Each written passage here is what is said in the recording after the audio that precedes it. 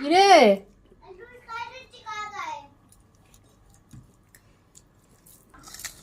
কি হচ্ছ?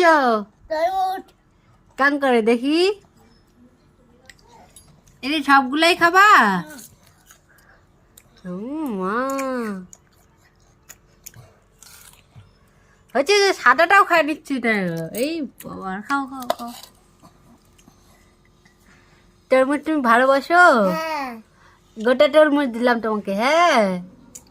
ও মা, এই এক বাটি তরমুজ তুমি খাই নিবা? খাও খাও খাও। বিচে আছে? বিচে আছে, ফেলে দাও।